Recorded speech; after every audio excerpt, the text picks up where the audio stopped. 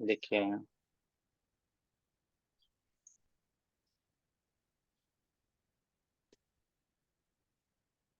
जैसे यहाँ मान लीजिए 30 डिग्री की, आपका यहाँ 30 डिग्री का, या फिर 30 डिग्री तो नहीं होगा, 30 डिग्री जब भी होगा तो ऊपर निकल जाएगा। 29 डिग्री का यहाँ पे शुक्र आपका है, तो यहाँ किस किस ग्रह का वो, माफ कीजिए, किस भाव का वह फल देगा? वह यहाँ का फल देगा, क्योंकि यहाँ से वह भाव संधि कर रहा है, यहाँ से वह निकल रहा है बाहर और यहाँ आ रहा है। ठीक है, तो इस हम्म। भाव का भी वह रिजल्ट देगा। अभी आपको एक दो दिन इसे समझने में समस्या होगी, मैं आपको जानकारी के लिए बता रहा हूँ, क्योंकि रुचिता जी आपकी कुंडली में हम्म। समस्याएं आपके दाम्पत्य जीवन में अधिक हैं और सॉफ्टनेस हम्म। आपके जीवन में कम है। ठीक है, तो इसका यह कारण है क्योंकि वहां सिर्फ सूर्य रह गया। ठीक है, तो वह अस्टिक अस्टिक से, नियमों से, डिसिप्लिन से वह आपको फॉलो करा रहा है, और शुक्र वहां से पिछले भाव में जा रहा है, क्योंकि शुक्र की जो डिग्री है यहाँ, वह तो 0.1 है, तो वो तो अभी यहाँ है, यहाँ से वो आ रहा है। इसलिए 80% जो है शुक्र, वह रिजल्ट आपके इस अच्छा। भाव का देगा।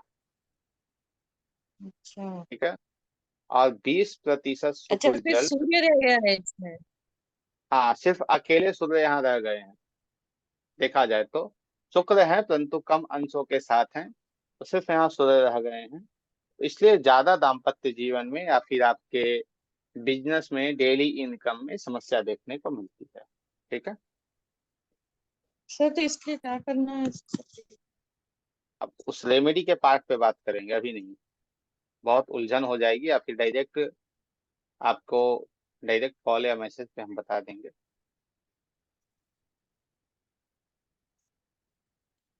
आप सभी ने इसे समझा, क्या है यह? जी सर। जी। जी। हम्म, तो इसे पहले आप लोग लिख लीजिए। ठीक है, अब जैसे जी 29 से 30 डिग्री पीछे जाएगा, तो वो क्या अपने से अगले भाव का वह रिजल्ट हमें दे रहा है।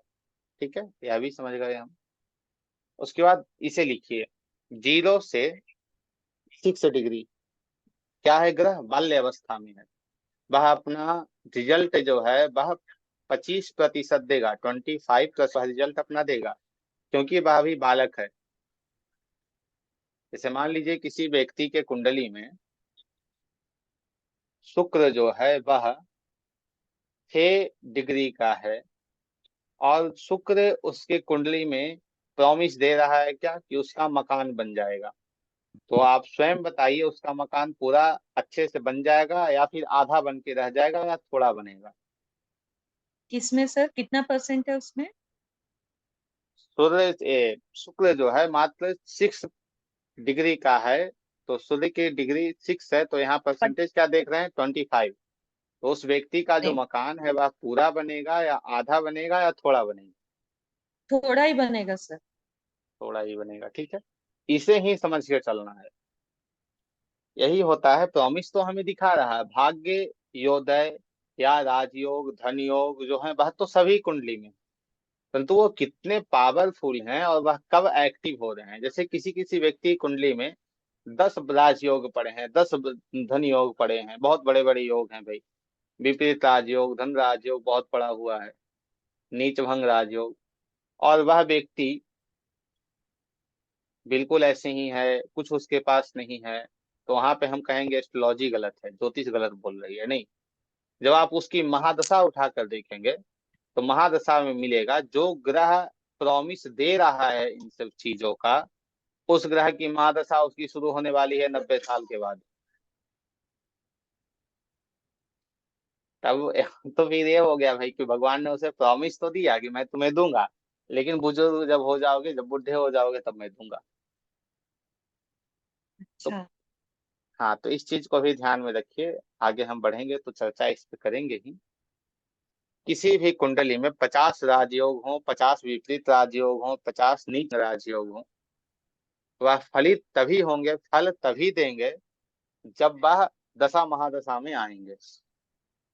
जो ग्रह बना रहा है, जब वह महादशा, अंतर्दशा, प्रत्यंतर दशा, जैसे महादशा एम, अंतर्दशा ए, प्रत्यंतर दशा पी, तो जो मैप में आएंगे तभी वह रिजल्ट आपको देंगे। यदि मैप में एमएपी में नहीं आ रहे हैं तो रिजल्ट आपको नहीं देंगे। 50 राजयोग या धन योग आपके कुंडली में पड़े हों।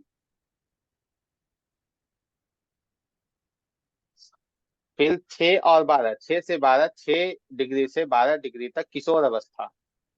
तो जो बच्चा किशोर होता है, जो 18 वर्ष की आयु में होता है, वह तो भाई रिजल्ट कैसा देता है? अच्छा देता है, 50% देता है। ठीक है। फिर वैसे ही 12 से 18 युवा, किसी युवा व्यक्ति को आप बोलिए कि भैया ये काम करना है, जो व्यक्ति पूर्णतः फिट है, जवान है, वो तो उस काम को अच्छे से कर देगा। तो जिस भी कुंडली में 12 से 18 अंश के ग्रह होते हैं, वह ग्रह बहुत ही बली होते हैं, बलवान होते हैं। वह अपने रिजल्ट को 100 में 100% देते हैं, फुलफिल करके। ठीक है। फिर 18 से 24, यही अर्धवृद्ध, आधा वृद्ध, जिसे अधेड़ भी कहते हैं हम लोग। ठीक है। जो 18 से 24 अंश के जो ग्रह हैं, वो भी अपना 50% ही रिजल्ट देते हैं।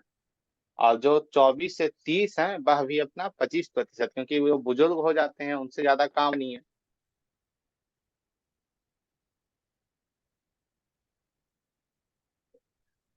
तो जो सबसे अहम भूमिका होती है हमारे कुंडली में ना, वो डिग्री की होती है, वह राशियों की होती है।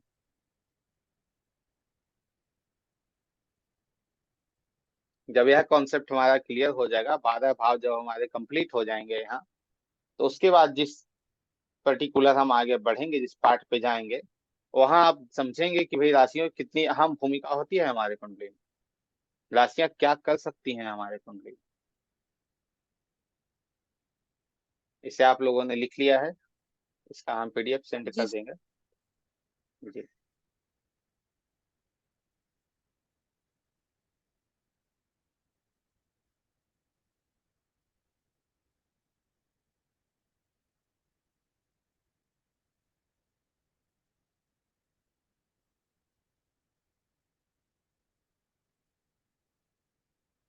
जी। अब पुनः आपके कुंडली पे आते हैं, तो शुक्र यहाँ क्या पीछे जा रहे हैं। ठीक है। तो शुक्र के पीछे जाने के कारण यहाँ जो चीजें बन रही हैं, वो आपके अनुकूल तो हैं, प्रति अनुकूल वह है नहीं। तो आपने इसे समझ लिया। अब एक और प्रश्न आएगा, भाई यहाँ जब सूर्य बैठे हैं, तो किन चीजों को लेकर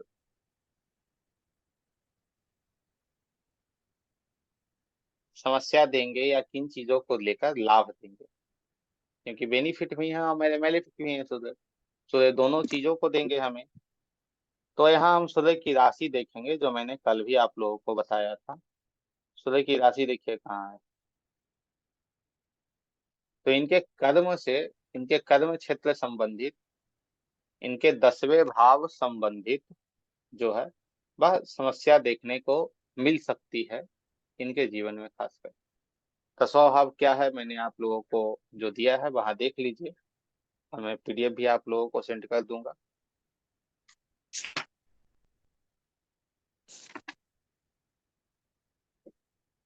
इनके कर्म, कर्म क्या है हमारा, जो रूटीन हमारी होती है, जो सुबह से लेकर शाम तक हम जीते हैं, वह हमारा कर्म। मैंने आप लोगों को बताया था, फिर से एक बार आप नोट कर लीजिएगा। 5वें भाव से हम अपने पूर्व जन्म के कर्मों को देखते हैं। 10वें भाव से हम अपने इस जन्म के कर्मों को देखते हैं। जैसे इस जन्म में हमारा कैसा कर्म रहेगा, कर्म कैसा होना चाहिए, तो उसे हम 10वें भाव से देखेंगे। और 5वें भाव से हम अपने पूर्व जन्म के कर्मों को देखते हैं। सर, बताइए। ये भी 7वां भाव ही तो दिखा रहे हैं ना, तो उसमें 10वां भाव कहाँ गया?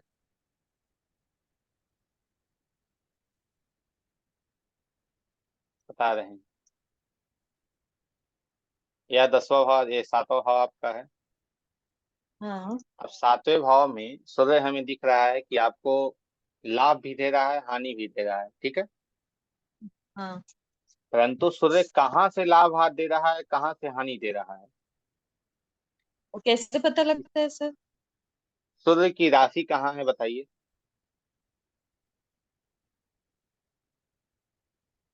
सूर्य की मतलब जो राशि है वह, सूर्य की राशि, सूर्य का साइन कहाँ है, सूर्य की कौन सी साइन होती है?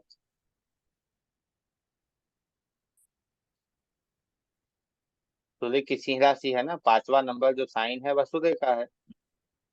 अच्छा अच्छा। हाँ, तो सूर्य का साइन जो है वह देखिए कहाँ है, यहाँ है ना। अच्छा सूर्य का साइन 10वें भाव में आपको दिख रहा है। अच्छा, फिफ्थ सिंह राशि, अच्छा। हाँ, सिंह राशि फिफ्थ हो गया। तो यहाँ से आपको समस्या मिल सकती है, आपके कर्मों के अंदर आपको समस्या सूर्य दे रहा है। तो आप अपने कर्मों को ठीक कर लीजिएगा, आपकी समस्या ठीक हो जाएगी। तो कुल सर वो मिलाकर कैसे ठीक देखा करना जाए, है? वो कैसे ठीक करना है वो 10वें भाव पे जब पहुंचेंगे तब बताएंगे। क्योंकि वहां आपके दो दो मैलेफिक प्लैनेट बैठे हैं, दो दो पापा ग्रह बैठे हैं, तो उस वक्त हम चर्चा करेंगे उस पर, ठीक है। ये मैं आपको रेमेडीज बनाना भी साथ में बता रहा हूँ। ये आप रेमेडीज ही करो, ये आप रेमेडी उपाय ही करोगे, आप अपने कर्म को ठीक कर, आप ठीक करके अपने आप दाम्पत्य जीवन, अपने डेली इनकम को आप ठीक कर लोगे, कर्म को ठीक करके, और कुछ करने की आवश्यकता नहीं, यही रेमेडी है।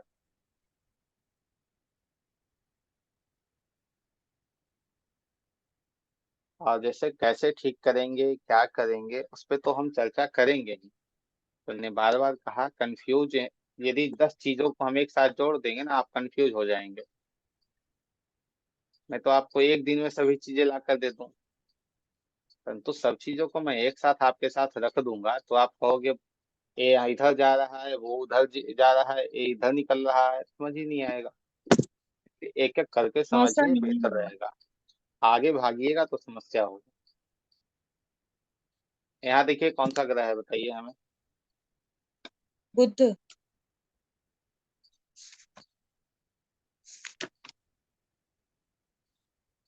8वें घर में बुध है। हाँ, 8वें घर में बुध है, तो बुध मैलेफिक है या बेनिफिक है?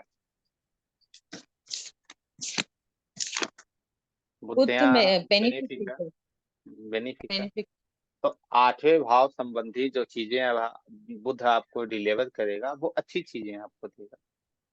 8वां भाव एस्ट्रोलॉजी ही है, इसलिए आप एस्ट्रोलॉजी में आए। मैं आपको बताया ना, आपके कुंडली में किसी न किसी प्रकार संपर्क होगा का, बुध का या केतु का या सूर्य का, तभी आप यहाँ हैं। अन्यथा आप इस क्लास में नहीं होते।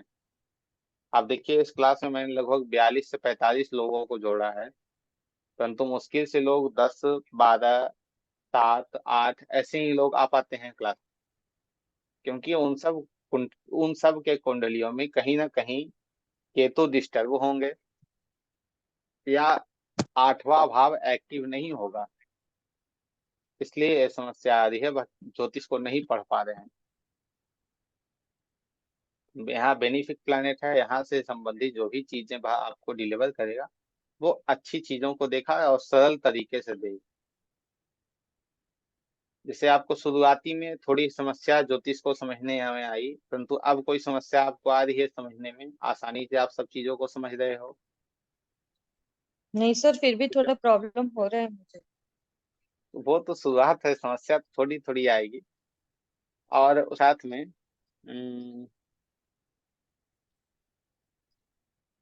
यदि आप मैन्युफैक्चरिंग करके बिजनेस करते हैं तो और बेहतर आपके लिए रहेगा। क्योंकि मैन्युफैक्चरिंग जो है वह भी 8वां भाव होता है। तो 8वां भाव के अंतर्गत मैन्युफैक्चरिंग ही है, मैनु 8वां भाव रिसर्च भी है। तो आप रिसर्च भी कर सकते हैं, मैन्युफैक्चरिंग भी कर सकते हैं, आपके लिए सुटेबल होगा वो सब चीजें। क्योंकि यहाँ बुध बैठा है। 8वें भाव के जो एट्रीब्यूट, जो कारक तत्व होते हैं, बहुत ही अलग होते हैं, हमारे जीवन में प्रायः वो प्रयोग में नहीं आते हैं। 8वें भाव के जो भी कारक तत्व होते हैं, क्योंकि इसे लाल किताब में गड्ढा भी कहा गया है। तो आठवें भाव के जो कारक तत्व हैं वह प्रायः हमारे जीवन में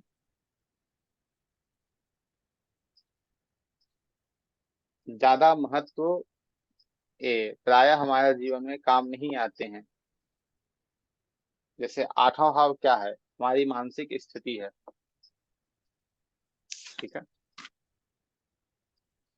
अभी एक और सूत्र हमारे दिमाग में आया है, परंतु वो आपको हम देंगे तो थोड़ी समस्या हो जाएगी, समझ नहीं पाएंगे, तो आगे बढ़ाएंगे। इसे भयात भयात भावम भी कहते हैं। इससे देखा सर जाता है। सर इसमें बताइए। लेकिन 0.041% ही है, तो अभी आया है ऐसा वाला है ना ये बुद्धिस्ट हाँ में। वैसा, वैसा वाला ही है। परंतु मैंने आपको क्या बताया था, 20% अपना रिजल्ट तो वो देगा। 25%, हाँ। हाँ, 20% तो अपना रिजल्ट आपको देगा ही। 80% हम्म, आपको ना दे, लेकिन 20% तो वो देगा। अच्छा अच्छा।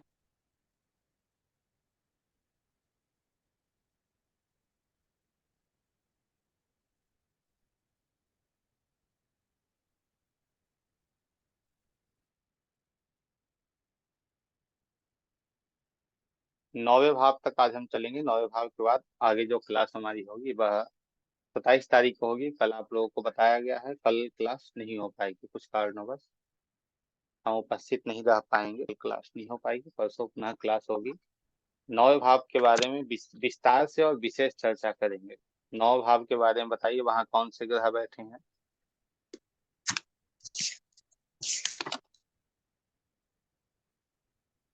गुरु सर। वहाँ हाँ गुरु बैठे हैं और बेनिफिक प्लैनेट बैठे हैं।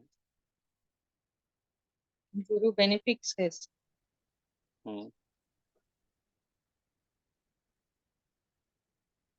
बेनिफिक प्लैनेट यहाँ होने के कारण यहाँ की जो चीजें हैं, जैसे आपके पिता, धर्म, कर्म,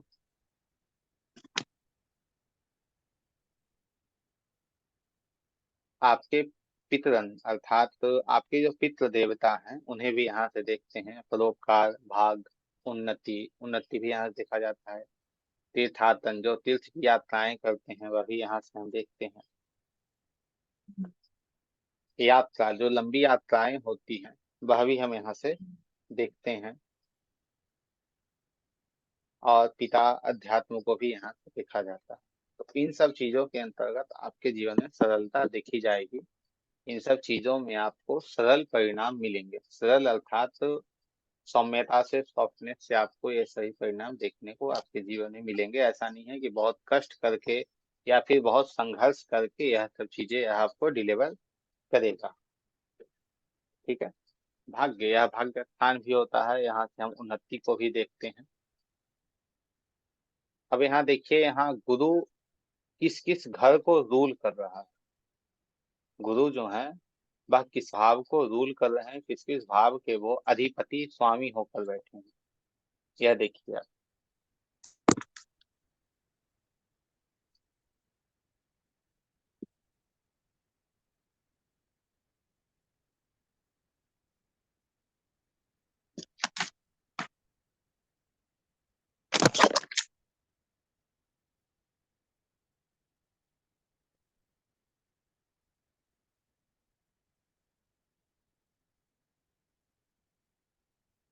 5वें भाव और दूसरे भाव।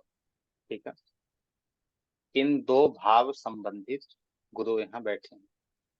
तो गुरु जब भी रिजल्ट आपको देंगे 9वें भाव का, तो इन दो भाव से लेकर देंगे। कैसे? जैसे 5वां भाव आपका क्या है, आपकी शिक्षा है। तो जो आपने B.Com किया है रुचिता जी, वो आपने 9वें भाव के कारण किया है। यदि आपका 9वां भाव पूरी तरह एक्टिव नहीं होता या 9वां भाव आपको सरल परिणाम नहीं दे रहा होता तो आप B.Com नहीं कर पाते। आपके पास धन वैभव जो भी आएगा या आया है या कुछ भी है, वह आपको गुरु दे रहा है। तो वह आपके पास मौजूद है या नहीं है, क्योंकि गुरु अच्छे स्थिति में यहाँ 9वें भाव में बैठे। और नौवें भाव के मेरे बारे में मैंने आप लोगों को बताया ही। आप कहीं विदेश गए हैं या नहीं सर, नहीं गई। नहीं? जाएंगे लेकिन जीवन में विदेश गमन भी नहीं। देखा जाता है, और विदेश गमन भी आप सरल तरीके से जाएंगे। अर्थात जब भी प्रोग्रामिंग होगी तो एक बार में ही प्रोग्रामिंग होंगी और आप लोग चले जाएंगे विदेश घूमना, या फिर विदेश में सेटल की मैं बात नहीं कर रहा हूँ, ये नहीं कि आप विदेश सेटल हो जाएंगे, विदेश आप जाएंगे, यह मैं आपको बता रहा हूँ। आपके पिताजी हैं? जी, आवाज क्लियर नहीं आ रही है। अभी भी मुझे ऐसा लगता है, अभी भी मुझे बहुत ब्लेस करते रहते। हेलो, आवाज क्या आ रही है? आ रही है सर आवाज? क्या बताया आपने? मेरे पापा नहीं है। उनका देहांत कब हुआ? 2014 में हो गया था। 9 साल हो गए। 14 में। अच्छा, पिता का सुख आपको मिला या नहीं मिला, वह बताइए। बहुत अच्छा, बहुत बहुत मिला।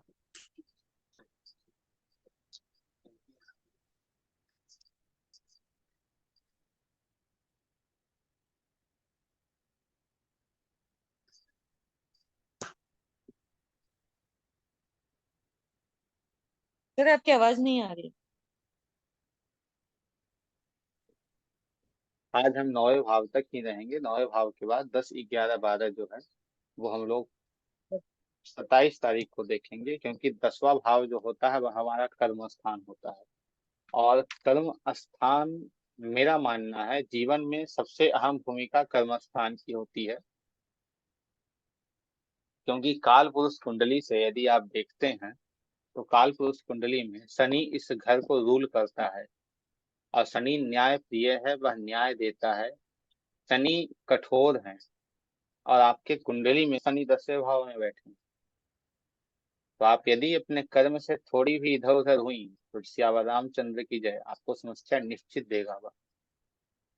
और आपके कुंडली की ऐसी स्थिति है, राहु बैठा हुआ है, वह आपके कर्म को इनबैलेंस कर रहा है, आपके कर्म को भैया हटा रहा है, छोड़ो क्या है, चलने दो। और शनि क्या कह रहा है कि कर्म को बैलेंस करके रखना।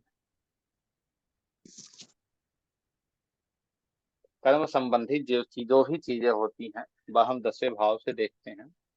और जब तक 10वें भाव का आप अच्छे से नहीं समझ पाइएगा, तब तक ज्योतिष या फिर आपका खुद का जीवन आप नहीं समझ पाइएगा। क्योंकि 10वां भाव जो हमारा होता है वो क्या है, कर्म क्षेत्र है, हमारा प्रोफेशन भी 10वां भाव है। इन सब चीजों को हम लोग समझेंगे, और आप लोग प्रैक्टिस करते रहिए। जो भी चीजें मैं आज प्रैक्टिस आप लोगों को यहाँ करा रहा हूँ, वह आप अपने घर में लोगों की चार्ट पे, अपने घर में लोग अलग अलग जो भी आप बच्चे हैं और भी लोग हैं उन सब की चार्ट पे लगाइए और रिलेट कीजिए, क्या ये चीज रिलेट हो रही है या नहीं हो रही है। यदि रिलेट हो रही है तो भाई हाँ सही है, अच्छा है। यदि ये चीजें रिलेट आपसे नहीं हो रही हैं तो कहीं ना कहीं या आपसे गलती हो रही है, क्योंकि यहाँ तो चीजें सभी रिलेट कर रही हैं अच्छे से, उसे देखना महत्वपूर्ण है। ठीक है, तो आज के लिए इतना ही, सर, कल पुनः हम लोग मिलेंगे। हाँ राशियां और बताइए। स्वामी वाला जो है ना सर, वो प्लीज पीडीएफ भेजिएगा। उसकी पीडीएफ या वो उसकी वीडियो होगी वो भी आपको हम दे देंगे। ठीक है, ठीक है, थैंक यू सर। जी। कल की और आज की जो रिकॉर्डिंग है, आज तो रिकॉर्ड हो ही नहीं पाई, वो दोनों आपको रात तक आप लोगों को डिलीवर किया जाएगा। जय श्री राधे, जय मां विंध्याचल। फिर मिलते हैं। सीताराम।